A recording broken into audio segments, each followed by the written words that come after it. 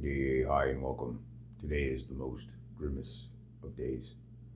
Good grim day, but a grim day nonetheless. Why?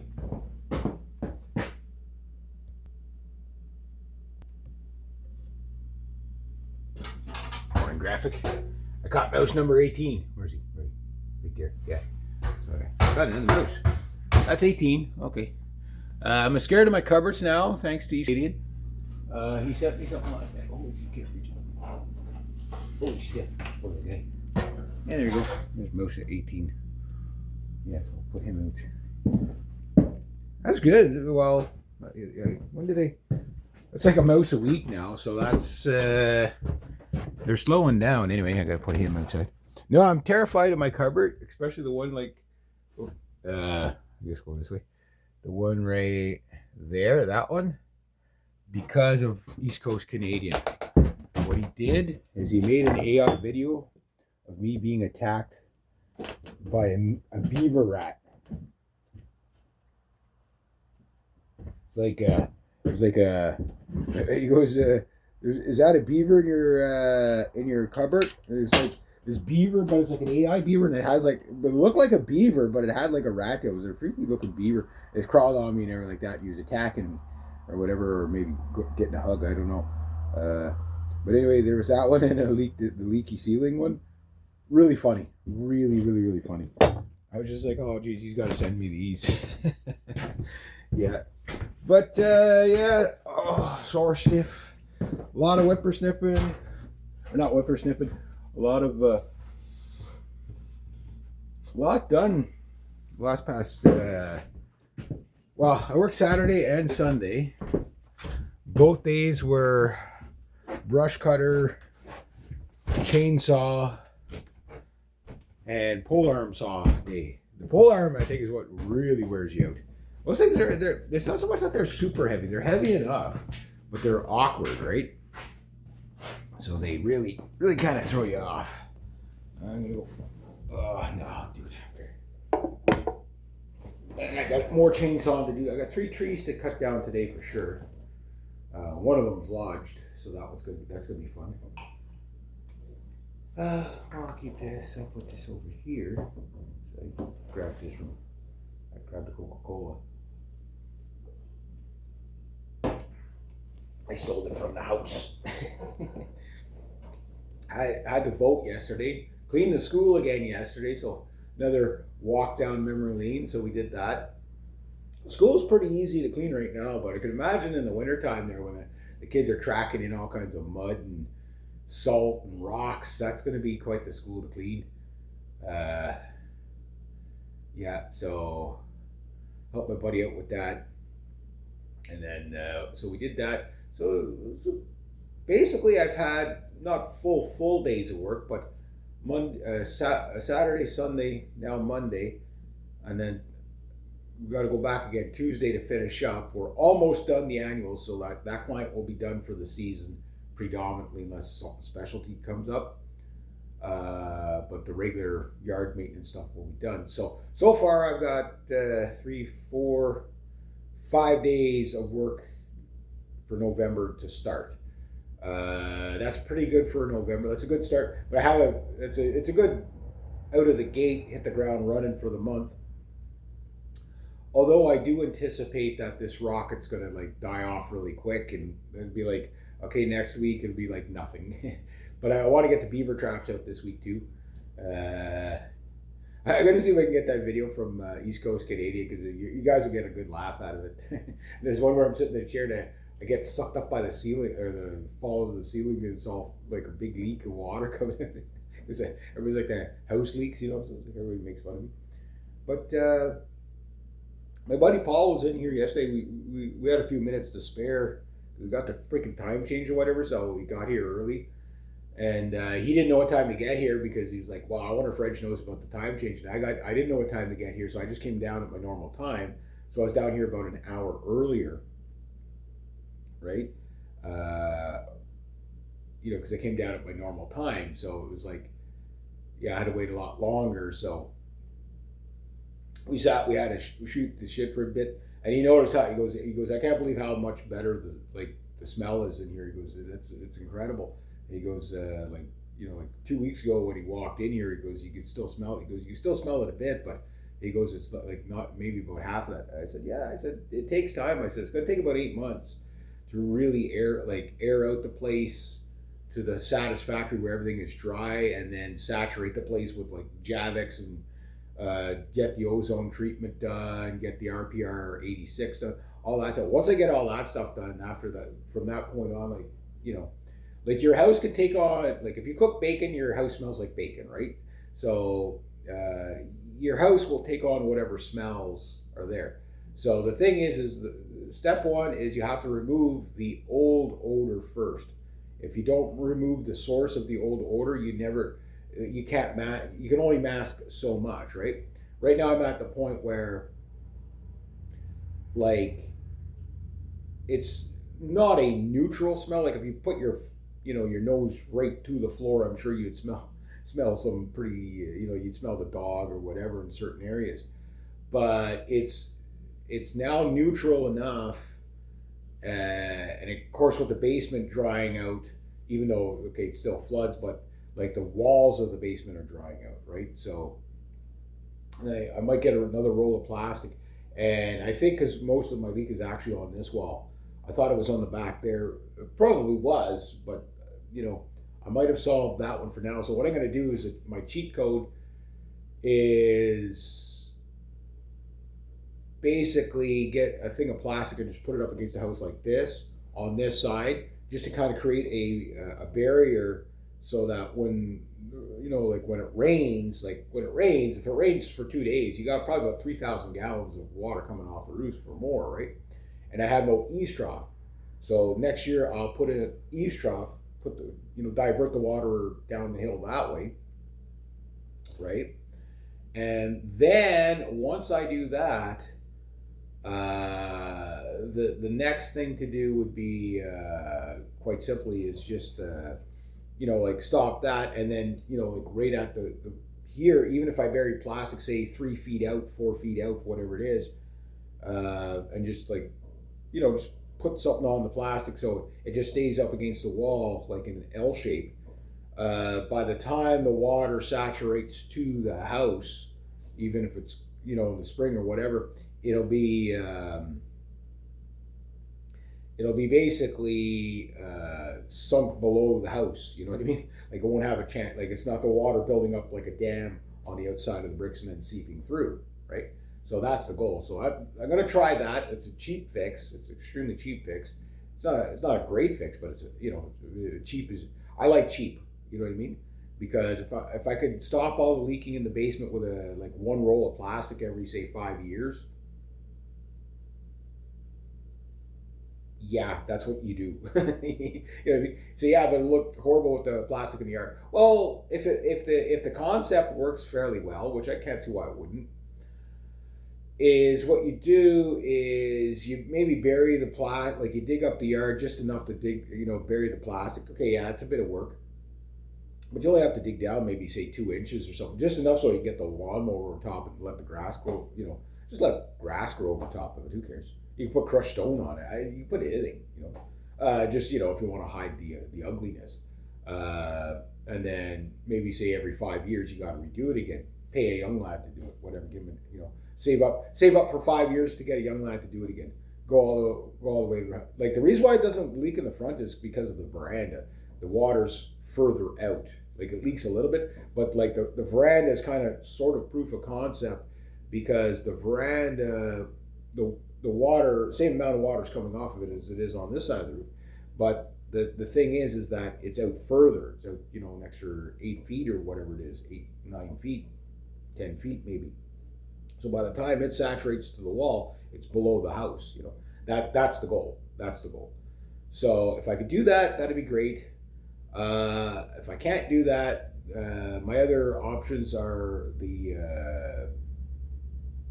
it's like a damming thing you can get for your basements, and you can basically divert all the leaking water into like a pipe, and then put it right into your storm drain, right? So that's what's going to go on there. But today's going to be a chainsaw kind of day. There's that. There's going to be chainsawing and brush cutting tomorrow as well. So my brush cutter, my chainsaw, and my pole arm saw. So my pole arm saw yesterday would have earned. Well, I'd be at about 300 and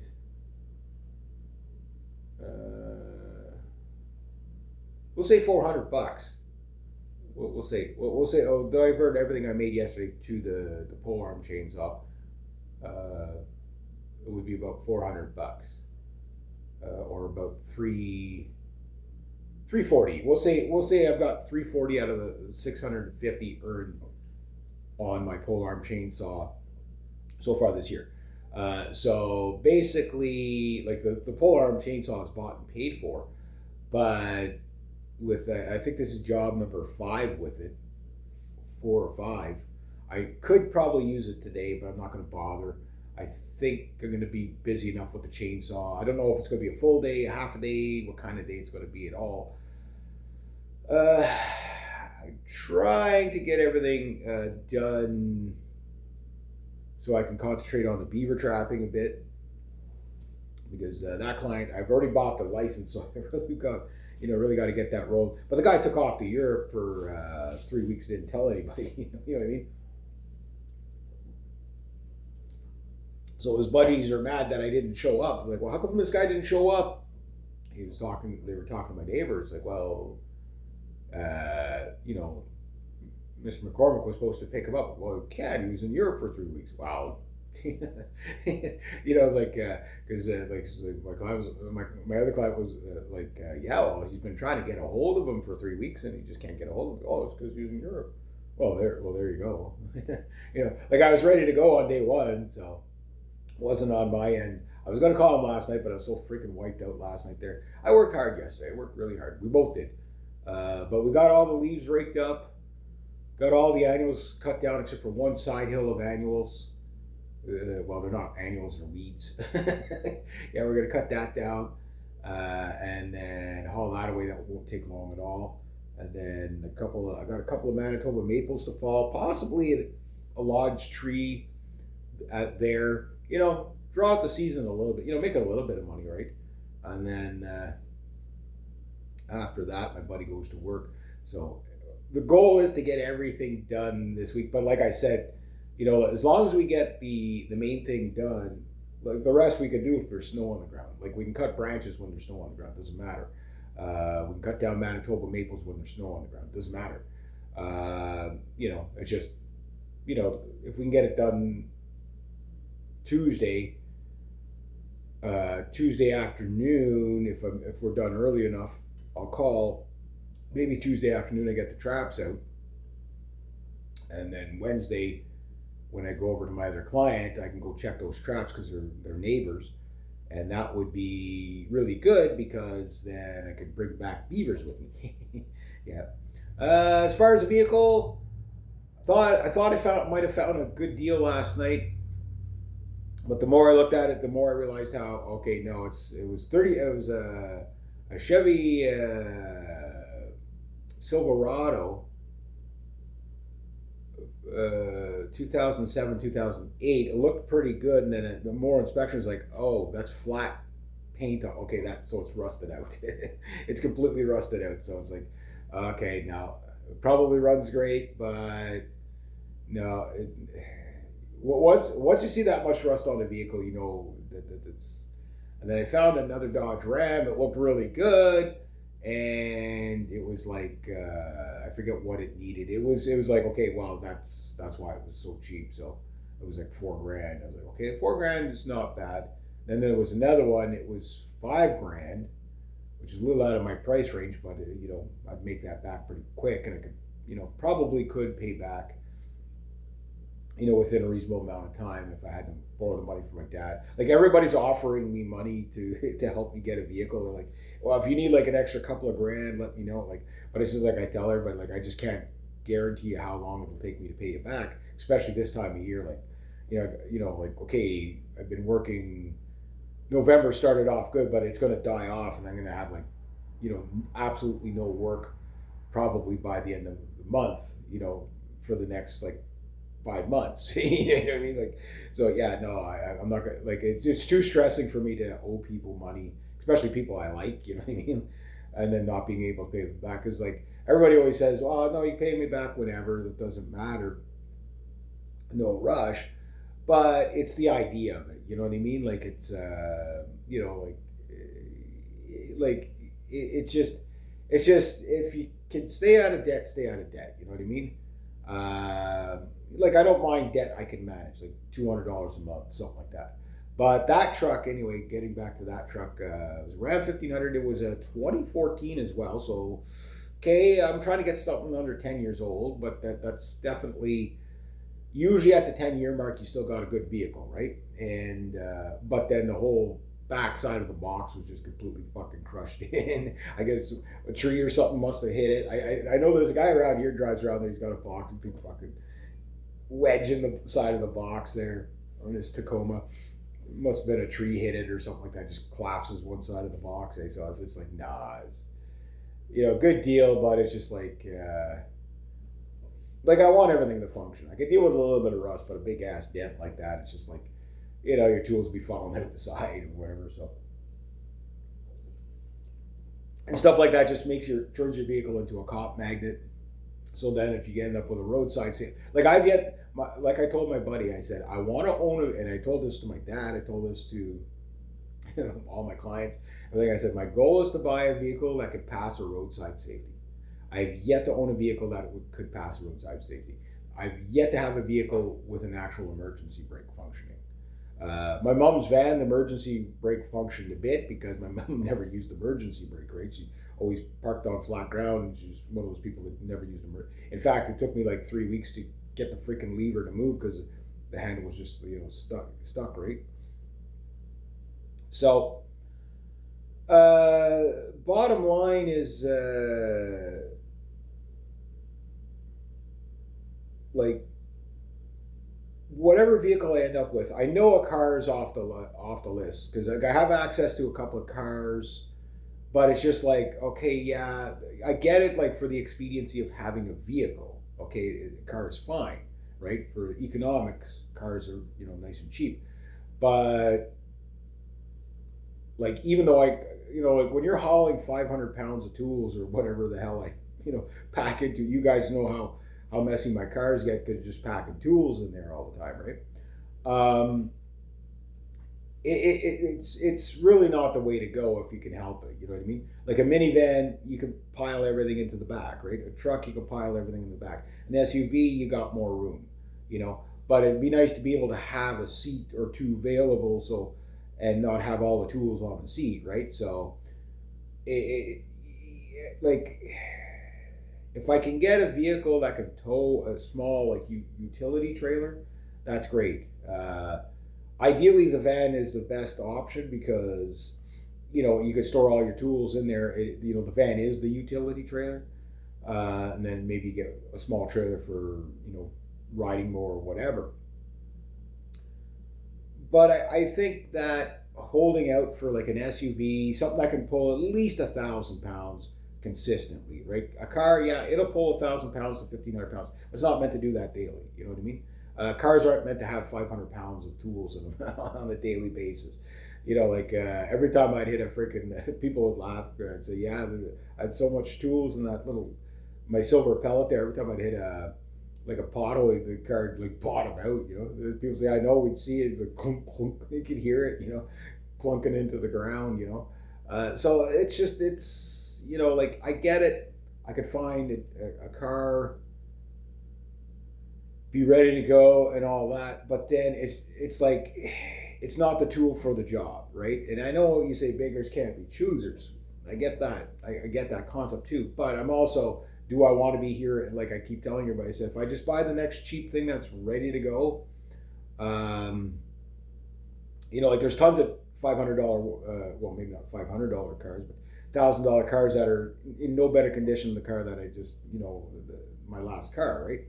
And it's just like, okay, well, if we don't want to be doing this again next year, I got to hold out. That's the part that you can't tell people is, well, I'm holding out for something good. What I more say is that what I'm looking for hasn't popped up yet.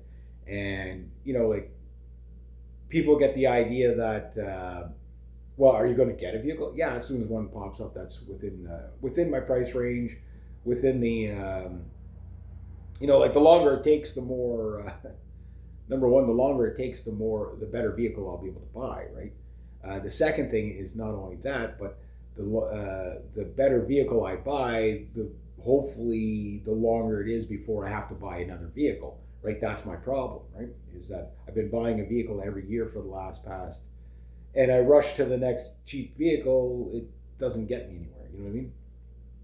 Like I'm getting the vehicles that are destined for the scrapyard, just because I'm poor, right? No, vehicle poor is a different type of poor. If like you get like that's why I run a lot of the stuff into the ground. It's not because I don't like to take care of it. It's just I already know when I've lost.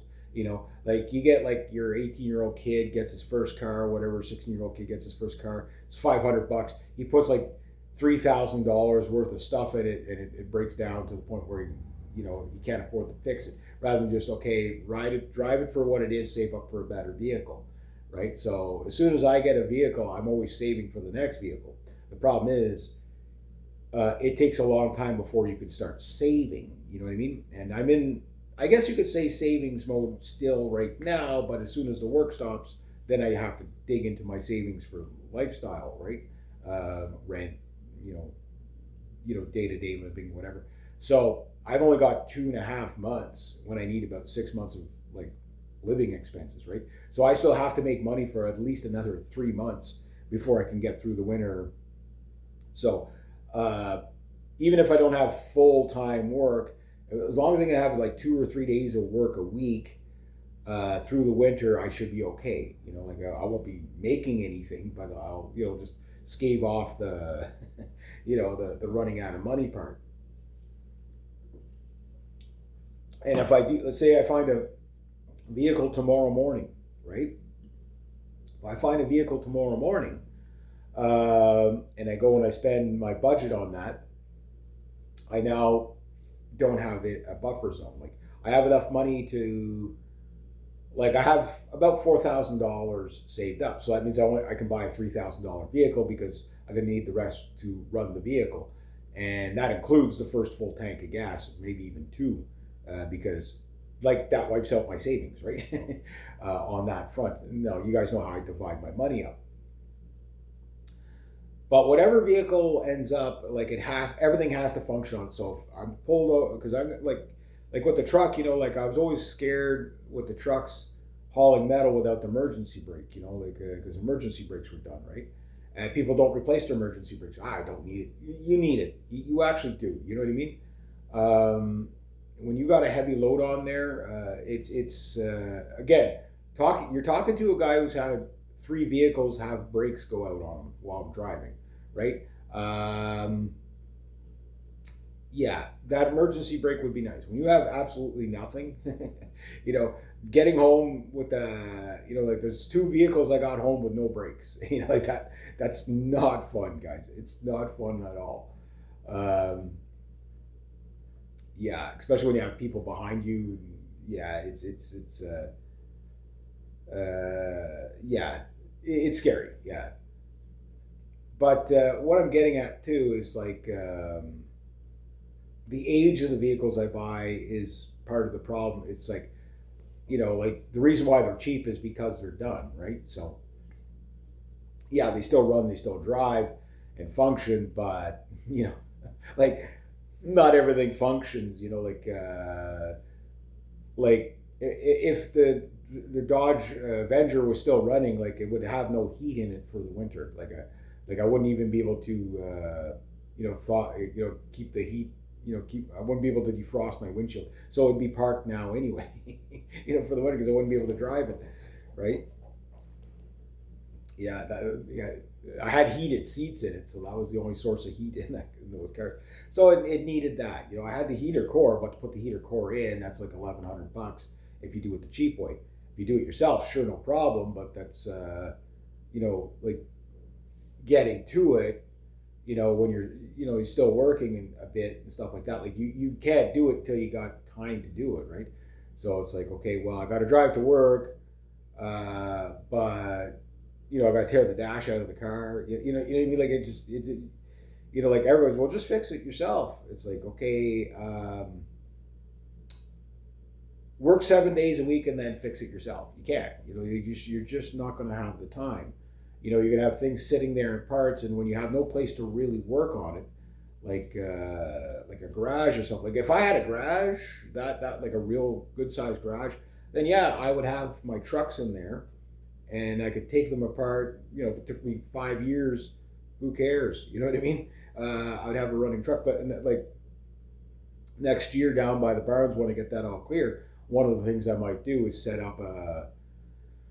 build like a really inexpensive garage, something that I can put some heat in, so that in the winter months I can, and something that I can, like, that's not just grass below it. Like I want an actual, like a floor, maybe even a cement pad, whatever it is. Just park it on there so I can work on it. You know what I mean? Like the woodshed right here. That's like almost perfect size, if you could get a vehicle in there, right? And such, but like that's dilapidated, falling down. But I could build something about that size, would be just about right. You know what I mean? Because like next year I might tear that down. I don't know, and build it over there, because it doesn't really matter if the building is here or over there, right? In fact, if I take down pieces of buildings, the taxes might go down. You know what I mean? For the family, because I don't own the place, right? So, but whatever happens, like the barns, for example, I thought about the barns, but you can't get a vehicle into the barns because the doors are too low. You know what I mean? So there's stuff that I can do, but because I would like to be able to get, figure out what's wrong with Thunder, because if I could probably get another 5-10 years out of that truck. You know what I mean? It's not completely rusted out. I was looking at the box, but the longer it sits there, the worse it is. It's been sitting there for over a year. I mean, everything's going to seize up on it. I'm sure the brakes and all that are probably practically seized on it. So when you take off, you're like, you're going to hear all kinds of horrible noises. The wheel will be shaking like this for about the first 100 kilometers or whatever.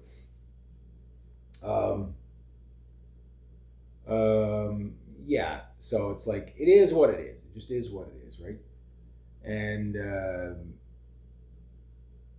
because that truck does need a lot of work, though. Like to re-safety it, oh, God, it would need a lot. But it's a truck that you can work with. The problem with it, it was just too old when I bought it. It's right at that age where things were starting to go. I love the truck. Power-wise, yeah, you can't go wrong with a 5.7 Hemi. You know what I mean?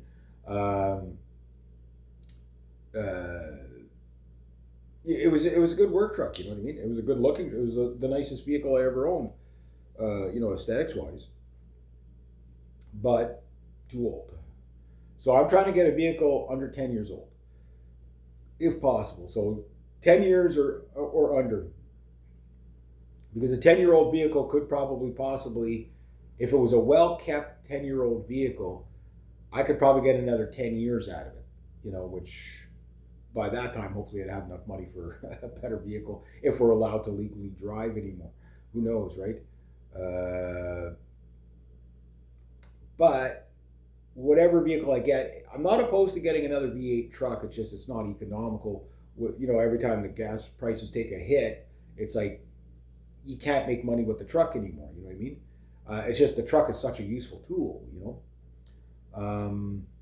Like I'm not making truck money right now. I was, like, the money I'm making now was what I was making back in 2020, and that was truck money. Like you could afford to run a V8. You know what I mean? And okay, you weren't going to be joyriding all over the place and going scenic driving, but every time you went to work and back, you made money with it, because the gas wasn't too bad. The fuel prices have dropped quite a bit, but I'm in Quebec, so they haven't dropped like the rest of the country, where it's really dropped because they got rid of the carbon tax off of they won't do it here in Quebec because, well, Gibbs, right?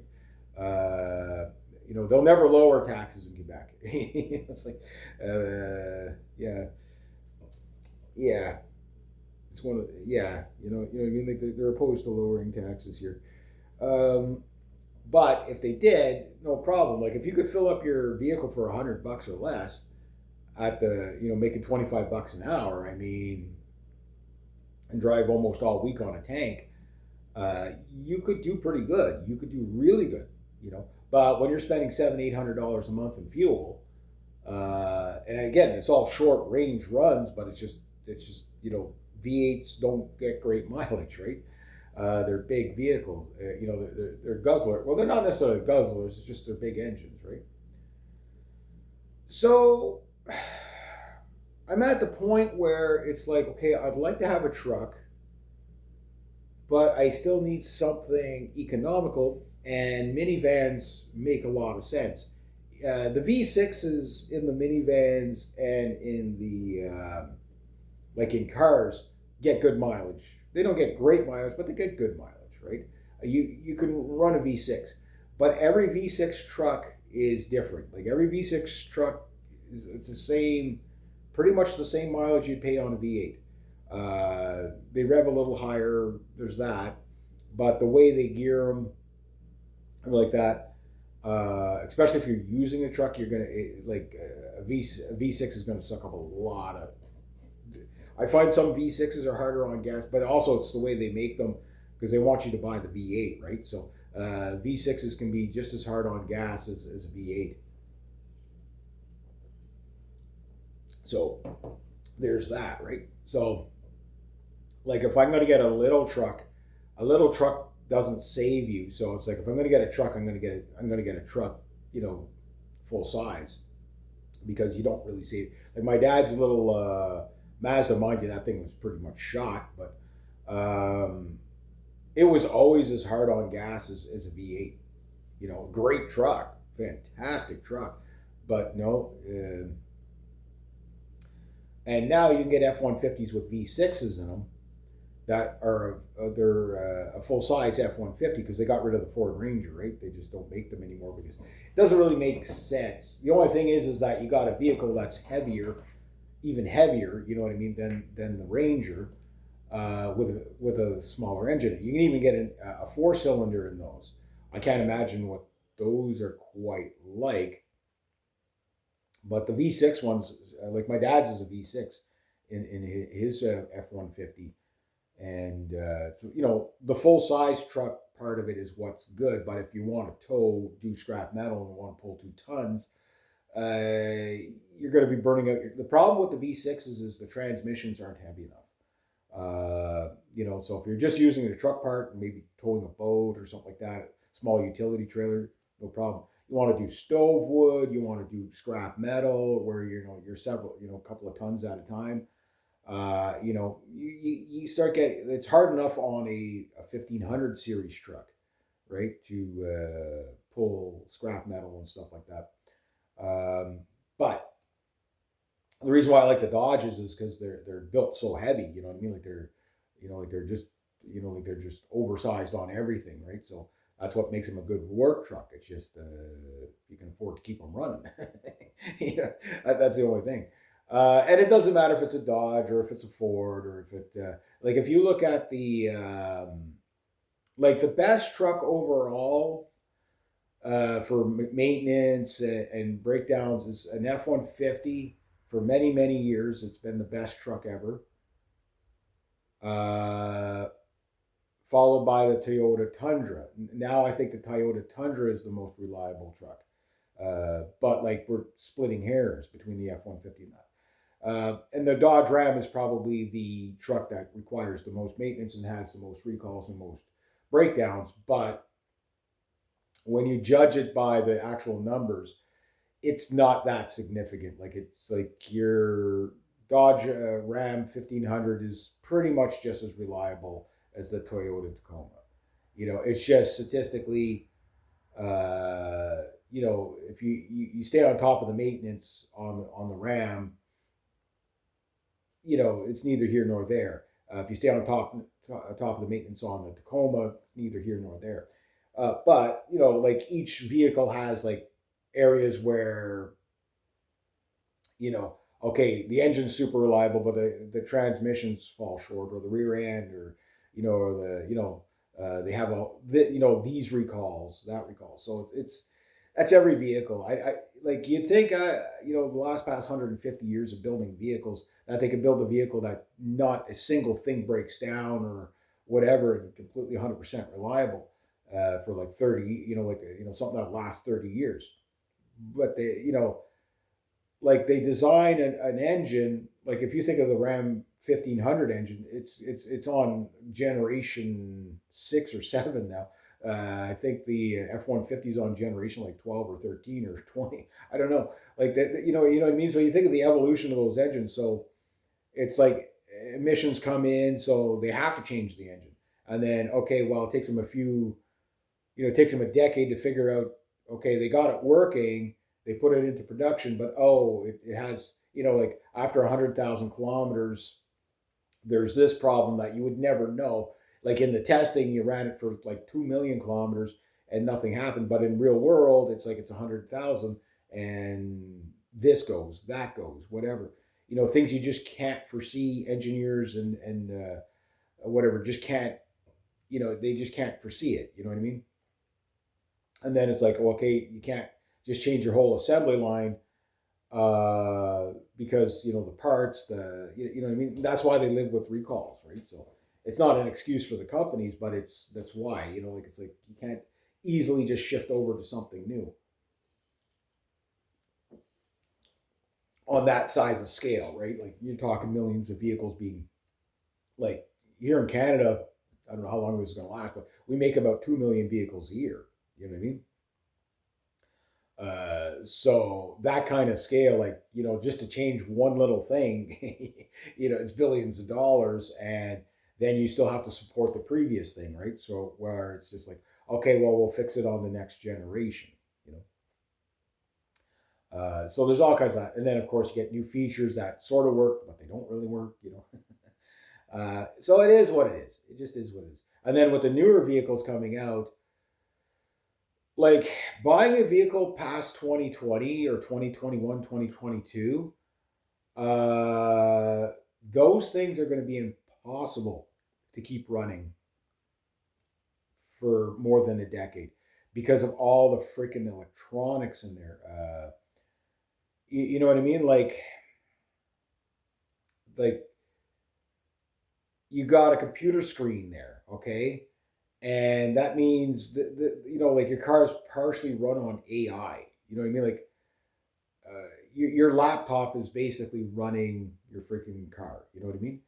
And these digital things, when they break down, there's no way to figure out how to fix them. Okay, maybe you get lucky and it just needs a software upgrade and you're good to go. But nobody can fix that. Like other than the dealership. So vehicles have gotten way too complicated. Uh, and it's like I don't agree with a big freaking square looking ugly computer sitting in the middle of your dash. I really don't like that in the vehicles at all. I mean, if you want to have a digital display, that's fine, but it's like it's making it more expensive than it needs to be for the sake of making it more complicated and expensive than it needs to be. Yes, I get it. The dealerships want to make money working on these things, and they don't care about people after like 5 years. They don't care about working on your vehicle, right?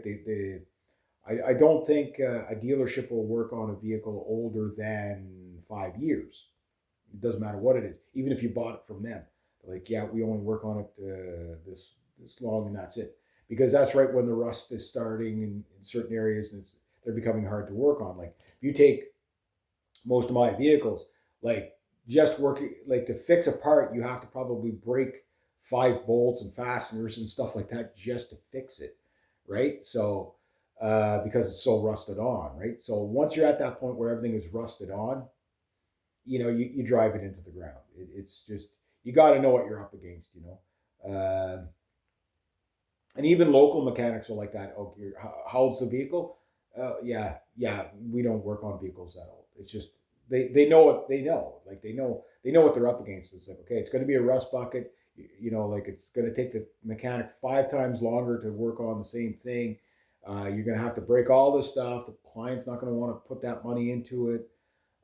It's just not worth their hassle, right? So that's the problem with me. I can't find a mechanic because my vehicles are too old. You know what I mean? Like nobody wants to work. Like, okay, an oil change will do an oil change, tire change, whatever, stuff like that, brakes maybe. After that, it's like, oh, you need engine work? Good luck. You know what I mean? Like you're on your own, right?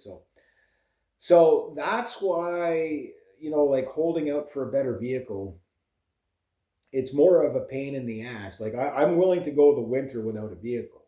As much of a pain in the ass as it is. If I have to borrow my dad's truck once a week or whatever, fine. But I am going to lose money on the jobs I won't be able to do. Like if people want me to, shovel their driveway after a snow, they're going to have to come get me. It's as simple as that. Like, but if I buy something really good, and then I'm driving for 5 years, and my goal is to get to the point where I can get the surplus money for a vehicle while I'm driving another vehicle, right? So it's like, okay, I'll put the money towards like repairs and stuff like that, call it Murphy money, whatever. But the goal will be that, okay, let's say I save up $500. Well, now I have money for towing from just about anywhere I'm going to drive, right? Okay, so I have $500 for towing. So worst case scenario, if the vehicle breaks down, I take the loss. Here's the $500, tow me home, and then I take it to the scrapyard and maybe get $300 or $400 for it. Okay, whatever. But that will be factored into the price of the vehicle when I buy it. Okay, so let's say I save up $1,000. Okay, well, I get towed home, or if I'm lucky, like I've gotten lucky with all my vehicles breaking down and still getting them home, or breaking down at home, close enough to home that I could get them home. I got lucky with the Dodge Avenger that I was able to get it home without towing it, because that would have been at least minimum $150 to $500 just from the neighboring town to here. It's towing is ridiculously expensive. Uh, like it gets to the point where it's like, okay, get somebody to come get you, empty all the tools out, and just call the scrapyard guy and say, okay, here's the vehicle, just come and take it for scrap. I'll go with you and we'll pick it up and whatever. Rather than tow it home, just take it for scrap. Like that's a strategy too, right? If it's something you can fix, then you tow it home and you see if you can fix it, right? Or tow it to a garage or whatever. But when you got an older vehicle, nobody wants to work on them. You know what I mean? They don't even want to come and pick it up. Like they're like, like trust me, you guys followed my last my saga with Thunder. It's like the closest mechanic that was willing to work on it was good, far, like at least an hour away, and he was like, yeah, well, you're gonna have to get somebody else to tow it though. Like we tow it, but it might be cheaper just to get the other guy to tow it. You know what I mean? You know what I mean? Like it's like that's where you're at. And then, like if I get a better vehicle, like I say, if I do end up with a truck, I mean that's the ultimate. It's a motorized wheelbarrow. Like in your peak season, you make money with the truck, right? But you get a truck this time of year, you're gonna be fucking broke. You know what I mean? So I have to factor in, just to get me through the winter, probably at least 2 full fill ups to 3 fill ups, right, on the price of the truck, or else I probably won't make the winter. Because that's what happened like a couple of winters when I had Thunder. I was driving them, but like I was literally driving that truck on fumes all winter. I couldn't. It took me almost. It took me the whole winter before I could afford a full fill up. But that was also the gas prices were astronomical. So I had enough money to make my like 2 runs, and made just enough money to keep gas gas in the truck, and barely pay my rent. Like it was horrible. It was so horrible, right? And then of course in the summer, yeah, I made them all the money back on the truck that I spent on it. But if that truck would have at least got me 2 to 3 years, that wouldn't have been too bad. But it only got me 11 months out of that truck. $6,200 for a truck that only lasted 11 months. Ouch. I mean, I still have the truck, and yeah, it could probably still be fixed. But now that the plate's expired on it, I got to resafety it. So right there, $4,000 minimum probably to safety it, and that doesn't even fix a problem that it has, and I have no idea what the problem is, right? So it's got a mystery problem that nobody can seem to solve, right? And so maybe I have to put 8 grand into that truck. You know what I mean? A 2006, do you really want to like it's different if it's like a show truck or whatever, but like for 8 grand, I could probably find a really decent truck for maybe the next 4 or 5 years. You know what I mean? And I'll make my money back on that. I try to get a vehicle that I can make the money back on in 1 year if I can, right? But like if it's a reliable vehicle and it's a vehicle you could like it's not so rusted out that you can still work on it, then it's worth to work on it, right? But you're going to pay for a vehicle like that. So this is the dilemma I'm at, like it's kind of like there's a lot of hurry up and wait of, okay, well, I got to wait till the right vehicle pops up, but everybody wants me to have the vehicle right now, because I understand that, their side of it 100%. I'm not lost on that. It's a pain in the ass to come and get me, and I'm very, very fortunate that they do. And like my buddy and I always give him gas money because it's the right thing to do. Because he is going out of his way to come and get me, right? But I'm kind of valuable, like kind of like I help him too. You know what I mean? Like it's like getting the job done. Is we both make money when the job gets done, right? So there's that kind of a system. So I'm not sure exactly what I'll end up with next, but whatever I end up with, like if it is a full size truck, it's going to be tough with the fuel prices as high as they are, but at least I have more capability. You know what I mean? If I get a minivan, the fuel prices won't be as high, but I won't have the same capabilities, but it's probably the best overall because you don't have to tow a trailer all the time. You know what I mean? If you can just leave your tools in the van at almost all times, you always have everything with you every time you go somewhere, which uppens your capabilities, right? The truck, where it gives you the extras that you can haul wood with it, which means if I do chainsawing stuff, I can do more. Like say somebody has a pine tree they want to get rid of. Okay, fine, I'll cut it up for you and I'll take the wood away, and you just pay the fuel price of the wood and a little bit extra wear and tear on the truck plus my hourly wage, and then whatever I charge, will be factored in for the chainsaw. Everything like that. Or if I do scrap metal, okay, I'll go get your scrap metal, but right off the bat, there's a fuel price.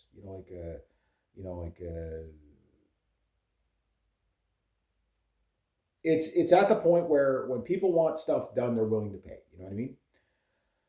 Like the eco center stuff, I get a bunch of those jobs. And again, like a lot of people don't have these vehicles, right? So like once they know you have these vehicles and they're a work vehicle, it's good to go. But the problem is usually you need a backup vehicle too. So it is worth it to have two vehicles on the road, a truck and a car. Like a second vehicle to me would be a car, like a 4-cylinder car, the cheapest, to run. And then you drive that, day to day, whatever. Maybe you can put a little utility trailer behind it so you're not carrying more than 500 pounds at a time. That's fine too. You know what I mean?